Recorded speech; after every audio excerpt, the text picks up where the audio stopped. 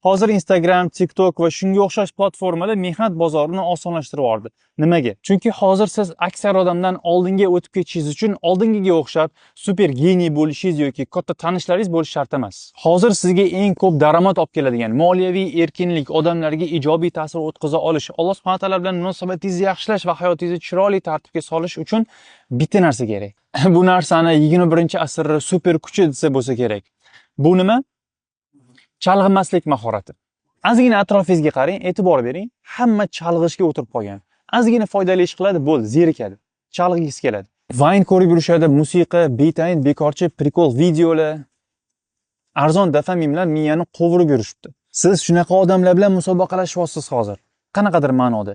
Bu achinarli holat, lekin bu narsa saviya va intizomni tanlagan odamlar uchun mehnat bozorini tasavvur qilib bo'lmas darajada osonlashtirib yubordi. Xuddi shu tushunchani men o'zimning o'quvchilarimga ham singdiraman. Har kuni ekranni vremyani skrinshot qilib tashashadi. Agar talablarga javob berishmasa, haydaladi. Chunki chalg'ishga o'tirib qolgan va bu narsadan voz kechishga tayyor bo'lmagan o'quvchi o'rtoqlar menga kerak emas. Alhamdulillah shu qoidani majburiy qilib qo'yganimdan biri o'quvchilarim xotirasi yaxshilashganini, e'tibor doirasi kuchayganini, natijalarda ancha katta o'sish bo'lganini va eng muhimi dars qilish va aqliy mehnatdan yana maza qilishni boshlaganini aytishadi. Kerak emas narsalarga chalg'ishni to'xtating birodar. Shunda sizda ham katta o'zgarishlar bo'ladi inshaalloh. Eslab qoling. Sizga ko'proq vaqt emas, kamroq chalg'ish kerak. Ingliz tilini o'rganing. Barakallohu fikum.